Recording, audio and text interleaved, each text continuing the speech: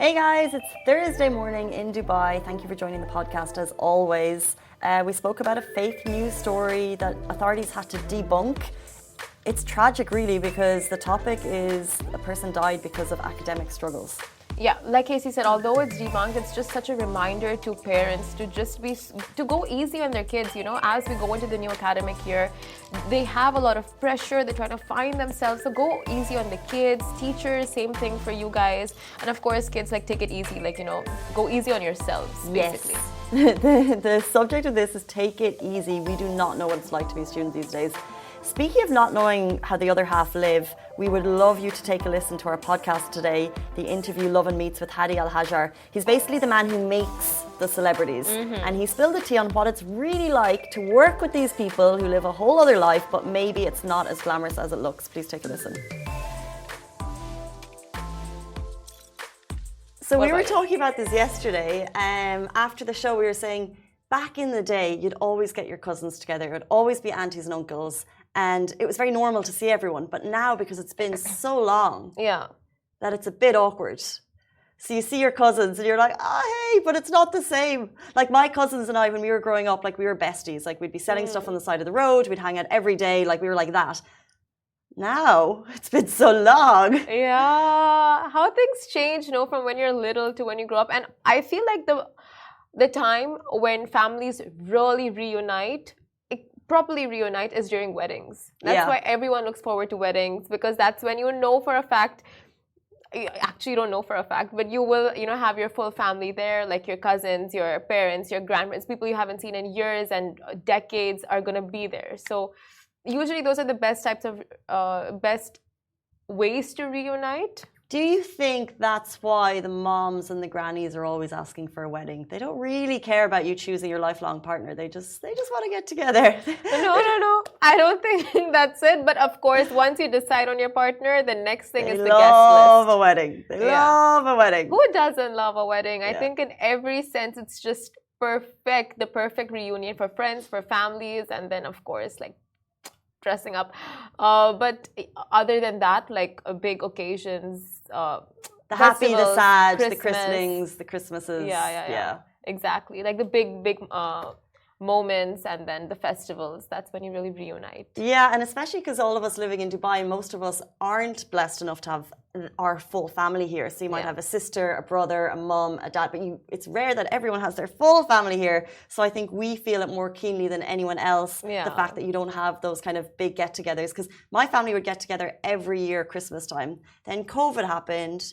More children came into the fold. It became trickier to travel. It became more expensive, so we do it less. Yeah. And it's sad. It really sucks, 100%. I feel like COVID changed a lot in terms of it brought people closer, but also made people feel further apart, It's just, the oxymoron of it all. The pros and cons of COVID. There was good, there was bad, there was a lot of ugly, there was a lot of good. Let's jump into our top story. A lot of good for you if you're taxi people in Dubai. You can now rent taxis by the hour. Now, this is a really cool service. It was announced yesterday by DTC in a collaboration with the RTA. So 4 new smart, innovative services that you can get on the DTC app. So you can't get it on a Careem or Uber. You have to do the DTC app as part of its digital transformation strategy. And these are pioneering efforts in providing safe and sustainable digital transportation services. So what does this mean for you?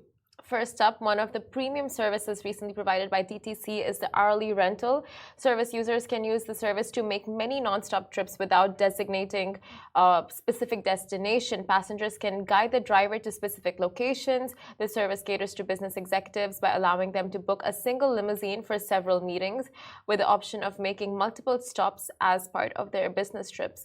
The service is available 24/7, allowing users to complete all journeys with a single vehicle rather than switching between different vehicles and saving them time, effort, and of course, cost. Guys, this is amazing. This is so Dubai. You could have a driver. You could have your own personal driver. Not if you have multiple stops. 1, 2, 3. He'll wait for you, or she. That's honestly a game changer for everyone. Especially PROs and stuff who are always on the run, and maybe the their car is not working that day, whatever the reason may be. It's just like having that one car designated to you for an hour. You can complete multiple stops. It's just so convenient. It's amazing. It's a bit of a game changer, really. It's a cool service. You can't get this in every other city. And of course, this will be at Dubai taxi costs. So good for the pocket. They also launched the Lost and Found service, making your lost and founds even easier. So if you lose your belongings during a trip, you can retrieve them by communicating with the driver or selecting the lost item request feature in the available trip report on the app. So it's just a quicker way. Obviously, we're in Dubai, you can get a lot back, but this is a quicker way to do it. Next up, Meet Me Here allows users to share their precise location with friends, making it easy for them to meet at the intended destination. Oh my God, I feel like they've taken every single feedback they've gotten on board and just implemented them all together. It's amazing. Finally, Share My Trip Status service enables users to share their trip status accurately with their family or friends, giving them details about their trip route and estimated time of arrival. So in terms of safety, in terms of convenience, in terms of cost, in terms of I think every factor you can imagine, they've just got you covered, and they're implementing all of these new services on board that'll just make your ride so much smoother. You know what I love about all these updates? It just means less phone calls. Yeah. Like every single app that comes into play that makes your life a little bit easier, it makes it more efficient, but then it makes every phone call trickier. But you basically don't have to ring on the hotlines, wait for the lost and found, wait to kind of put your details in. You can just do it all through your phone. Is this because I'm an introvert, or is this way better? No, of course it's way better. Like, you don't want to be like calling unnecessary. If the service is there, if the options are there, you just want to it's a click away. So it's of course more convenient. It's not even about like you as a person. It's about just the convenience of it all. Because this was way back when, but I lost a phone in a taxi years ago, and I got it back. The driver handed it in, which was amazing, and I got it back 8 hours later. So it wasn't like he found it and he came back to me. It was, I went through the lost and found service. Yeah. And I remember it was amazing to get my phone back, but it was a couple of phone calls, and you're trying to remember the times, and it's easier if you could just do it on the app. So this is another amazing service. But the hourly rentals, share your trip features to let your friends know where you're going to be, all available on the DTC app, just to make your life that little bit easier here in Dubai. Oh my God, love these new features that they have introduced. Also, Gauri Nagarkar on Instagram is like wishing her sister a very happy birthday. Happy birthday! I just saw a message saying enjoy your birthday, Simran, and I was like, no. I was like, it's not Simran's birthday, it's Simran's birthday in December. Her sister's name is Simran, so happy birthday to her. Because earlier it says, happy birthday, dear Simran, enjoy your special day in Dubai. I wonder if they're both watching. Can she see your messages? Can your sister see your messages? That's it's so Simran's cute. birthday as well. What a coincidence. How amazing. And you wore your purple for your favorite color. Yes, of course. But yeah, that's cute. You know, yesterday in India, it was Raksha Bandhan, which is like siblings day. And it was all about siblings and brothers, sisters, sisters, brothers. So it's like it's a very cute time in the community for like siblings. Cute. And they share like old memories and like their times growing up. So yeah, speaking of like families and all that cute stuff. Happiest of birthday, dear Simran, from your, how do you know if it's his brother? Did she say brother? No, friend. Sister. She said happiest birthday to my sister. Got you, I missed that. Okay, happy birthday, dear Simran. Yeah, she said, okay. Okay, so we'll jump into our next story. 565 companies hired 824 UAE citizens in fake Emiratization efforts. Another one of those stories. The UAE implemented a scheme called Emiratization to encourage more Emirati citizens to work in the private sector. Private sector companies with over 50 employees or more must increase the number of their Emirati employees in skilled positions by 1% every 6 months, ultimately achieving 2% by the end of each year. After investigations, more companies are turning out to be faking the Emiratization jobs. On that note, the Ministry of Human Resources and Emiratization, MOHRE, revealed that 565 private sector companies hired 824 UAE citizens in fake Emiratization efforts since middle of last year. So in that vein, MOHRE seized all of the benefits that the citizens were falsely making from the NAFIS program, and violating companies will face legal action. The NAFIS program is a federal scheme that helps UAE citizens find jobs in the private sector and offers financial salary support and other benefits. And earlier this month, the ministry stated that 436 companies have committed fake amortization, and 2.3 million dirhams has been recovered from the NAFIS program. It's mind-boggling. And over 17,000 private sector companies employ Emiratis, with the total number of nationals working in the sector exceeding 81,000, the highest it has ever been in the history of the country. This is an incredible effort, increasing amortization across the country. And obviously there's some wrongdoing happening, but the authorities are very much looking in, investigating it, and all of those companies that we mentioned will receive legal action, probably fines. 100%. We'll jump into a next story. So UAE officials are denying speculations of a student's death linked to academic struggles. So a TikTok video went viral in the country claiming that a student had passed away due to a heart attack, allegedly brought on by academic challenges such as failing exams or the prospect of repeating a school year. However, the Emirates School Establishment, ESE, has issued a statement about the death of a female student, labeling the information false and fabricated by school media users. ESE confirmed that the student's name mentioned in the post does not appear in the records of any of their affiliated schools. A friendly reminder to all: sharing false information and rumors is a violation according to the nation's cybercrime regulations. The ESC emphasized the importance of confirming news through official channels prior to sharing it on social media platforms.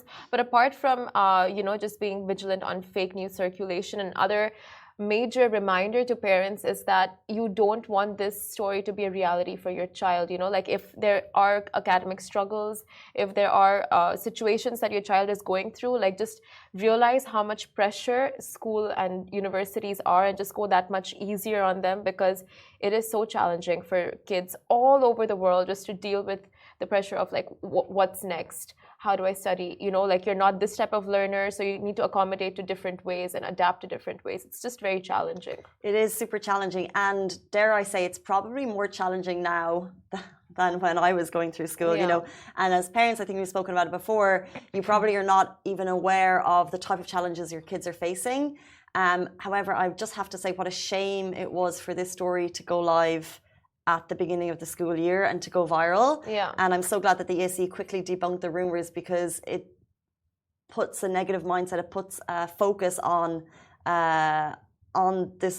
This is not what you want people thinking about at the beginning of the school year. The beginning of the school year is getting back into it, should be a fresh perspective, a positive outlook on what's to come. Yeah. So rather than kind of focus on, the challenges faced by, unfortunately, fortunately this was not as it was, but this is not what you want the focus to be on in the beginning of the school year, 100%. And this story shone a light on it. So this is actually not the mindset that we want to be looking at, but luckily, fortunately, it was debunked and not true.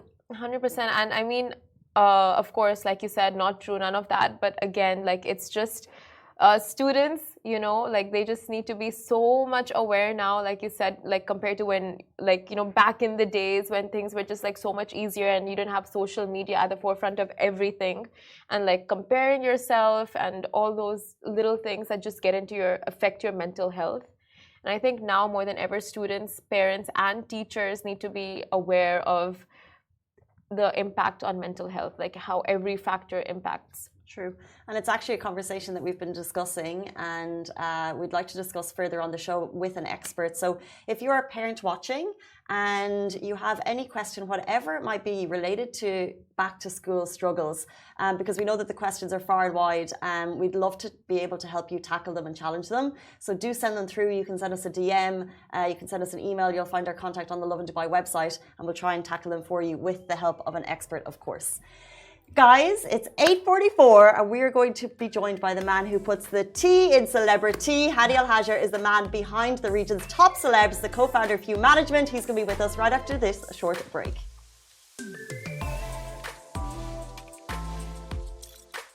Hey guys, welcome back to Lovin Dubai Show. Today we're joined by the man who's cracked the code on celebrity, the man behind the most successful public figures in the region, the co-founder of Hue Management. Welcome to the show, Hadi Al Hajar. Thank you so much for joining us. Thank you for the warm welcome. Not at all. Feels great to be here. Thank you. Oh my God. So it's early. Is it early for you in the morning, or no. It's normal? Usually we don't sleep. Working with celebrities requires 24/7 job. So this is normal. So celebrities, what are And their having three timelines? kids also at the same time. That might add to it, yeah. So we're used to waking up early. But coming to the hub where the news comes out. Dare we ask, celebrities or kids, what's easier? Kids. Kids. No, by the way, it's a very common say whenever they ask me, how are you that patient? I tell them because I have kids. So whenever you know how, it's like it's like a nursery.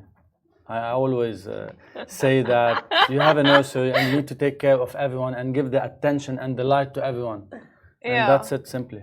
This is the secret. You know what? This is so deep because this can be put into like a wider, every single industry, you know? No, Like, trust think of me, it it's as a right. This is something that because I love kids from when I was very young. Yeah. So I used to be a scout. I love kids. I'm very patient with kids, and this is what, with all the stress and the pressure we have, it's not about managing one celebrity. It's managing a big group of celebrities and content creators and clients and employees and in different countries. How can you do all of this if you don't? And I believe that the strongest man on the earth is the most patient. So patience for me is something very essential while working in this field with celebrities. Can you quickly give people a rundown of what you do and what is talent management? It sounds like a dreamy job, managing talent, you know? Oh, yeah. People think that people love what they see. So they think that we have a great lifestyle, we travel, we party with the celebrities, but this is not what we do. And specifically in the Middle East, there's still lots of confusion between being an agent for a celebrity or being a manager. There's totally a huge difference, and this is why we tried as a human management. Since we come from human management, we started by managing celebrities and now uplifting the game to having managers, but at the same time, we're the agents of lots of celebrities, whether international, regional, or local. So usually taking care of everything related to the artist or the content creator. And the success of a talent management agency is whenever you have success stories of taking a rising star and make him a superstar. And this is where is the strength. The managements interfere in everything, in what they say, what they read, what they eat, how to plan, what's the positioning, what's the strategy, what to say, how to choose songs, which series to act in, what content to post on the social media. So it's a full job from A to Z. It's not only being with the artist and appearing in some shows and taking some pictures. The back office work behind talent management is really, it needs a couple of episodes if you want to do. We do workshops for the teams. That's so interesting. I would never guess that there was that level of, I guess, help being given to these people. But let's talk about who the people are. So we have Nancy Ajram, Maya Diab, Naimar, to name a few. We work with lots of celebrities, and every relation with every celebrity is different. So basically, some of them are exclusively signed with the Hue Management, and some of them we consider them partners, which means we work with them, and we have special treatments or special relations with them, which gives us a better and stronger, an upper hand. So we have lots of names like Yasmin Sabri, Maya Diab, Dalia Mbarak. Lately we're working with Mona Qattan and Huda Qattan. We worked lots of projects now with Georgina, the fiance of Ronaldo. Today, we have shot a campaign for lenses in Saudi Arabia for Georgina, where Georgina is the face of the brand. Let's stop you right there. How does that even come about? Because right now, in terms of celebrity in the Middle East, like she and like they are it. So how does that relationship start? And then what's it actually like working with her? Honestly, as you mentioned, now the business in the Middle East and especially all the celebrities are coming here to the region for different occasions or different countries for different activities, which makes it very interesting for the market and for the brands. So now, for example, today, before I just come here to the studio, we're working on a deal for Neymar and his, I don't know if it's his wife or fiance, the same concept, it's with Neymar and Bruna. So again, we have lots of opportunities for all of these international artists or celebrities coming to the Middle East, knowing that the business and the clients here, they have lots of, I'm sure you know, people in the Middle East, they like the international celebrities, they like the international football players. So it's something, the ecosystem of the full business is growing and is hyping. So working with people like Georgina and many other celebrities is something with a different flavor. It comes with more challenges because they have different requirements than the Middle Eastern celebrities. But again, we are people who promise to deliver. And this is why our clients trust us and keep working with us on bringing different type of celebrities. So, do you pitch to these personalities, or do they come, approach you and say, we need management, we need help? Honestly, at the beginning, we started from scratch. I left my 15 years career in a record label, and I started with my partners and my team on a small team. And we started working on small examples. And when these success stories become public and people know the success that this agency comes, I can tell you that right now, I have the pleasure and I'm honored to say that now celebrities come to us and they ask us for management or for branding or this is the price of success. Whenever you have a successful campaigns or successful stories to tell, and where they see, for example, look at that celebrity before he signs with a Hue management and look where he is or she is. So lots of, and even the international celebrities, when they come to the region and they ask around, who do you think we should sign? I can tell you that Hue management is on the top of the list, which really makes it a big responsibility at the same time, but it's really a payoff for all the efforts and the hard work that we do. That's amazing. But okay, so we had this person on this show like a couple of months ago, and he was talking about managing celebrities as well. And he's like, one of the biggest tips he would give celebrities is like to push the envelope, to fake it till you make it. So what are some advice you give to people to just, become famous? Like number one, go. I can say that there's the old school of doing things where, yes, sometimes you use the concept of fake it till you make it. But nowadays is different. Nowadays, audience and consumers are not stupid anymore. Before, the media was, let's say, radio, TV. There was no social media. There was no digital marketing. There was no globalization in the same way that we are today. So you could just manipulate someone's Yeah, image. so you were able to control what to say and how to do things with a certain celebrity, and you can make them fake it till they make it, yes. Nowadays, it's a little bit different.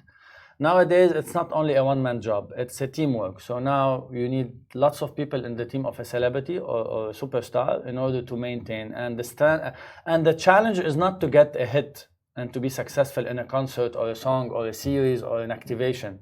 Now the challenge is to sustain, because there's lots of competition. And we call this in the market a popcorn, whereby you see a star coming up and then he comes down, then another star. So now the challenge is to sustain and make them work for the long run. So, for example, lately also we are representing Dhabi, the #1 TikToker and one of the top content creators in the region. So having also a mix of celebrities at the Hue management between international and regional and local, in addition to more than 500 content creators, it's a mix where you cannot find this at anywhere else. They ask me, who are your competitors? I would tell them, we don't have competitors. It's not being arrogant, but in fact that we have all these services under one roof. They might compete in a certain category of these services, but there's whatever you want under this industry, whether it's events, PR, digital marketing, NFTs, gaming, celebrities, and influencers, they are all under one rooftop. You mentioned requirements of international celebrities versus regional, and today celebrity is a bit different. So today our influencers are celebrities. So back in the day, musicians would come to a city and they'd have like a checklist of what they want when they get to the place that they're performing. Like they want Skittles. The technical rider and the travel requirement. Do celebrities that you work with, what's like the most interesting kind of rider you've seen for a shoot list? Oh God, I can tell you lots of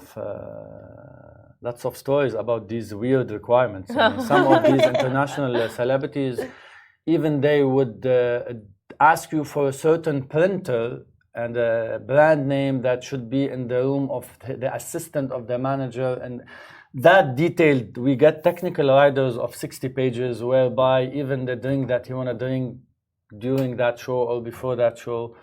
But I think that's normal. That's part of the business. So whenever you 60 pages. Whenever you get a concert, It's for good example, being a for an celebrity. international celebrity in a Coca-Cola arena where you have 15,000 people coming, they come with certain expectation. And unfortunately, I have to say that when people come to the Middle East, they think that they're going to get lots of money. This is the perception they have.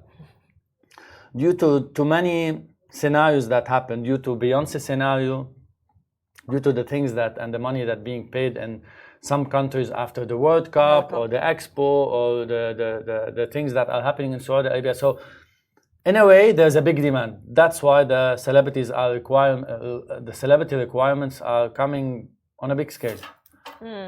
Has there ever been any drama when something hasn't been fulfilled? We live in drama. Every day there's drama. We're here for it. Trust me, even if you prepare 100% everything they require in advance and you agree on everything, there's always a drama. At the end, this is what I say about business. You're dealing with the humans, and those humans has feelings, has mood fluctuations. They have their own issues in life, and sometimes, as much as you are professional, sometimes you get affected, and this is why the situation always happen. And us as talent agencies or management agencies, we are in the middle between celebrities and client, between celebrities or governments, between celebrities and any third party. So we are in the middle trying to make everyone happy, whereby the client or the government, they think that they have the right to do everything because they paid that amount. And the celebrity at the same time, he considers that he's not a product for sale. He's coming on an artistic and creative level, and he wants the freedom to do 1, 2, 3, 4. So this is the hard job of making everyone happy.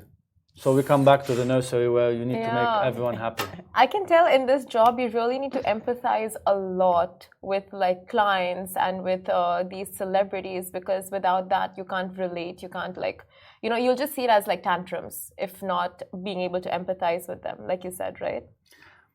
I'm not oversaying this, but really the tantrums and the issues are part now of the business. So there's no single day that goes without 6 or 7 crisis management situations.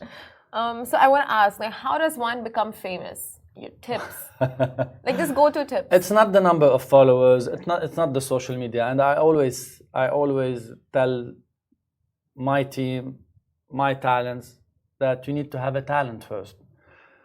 Why do you need to be famous? There are many ways to be famous, and I'm sure you know that lots of things can make you famous, but would that sustain? Would that comes with a message? Would that come with a purpose? So being famous first comes with focusing on a talent,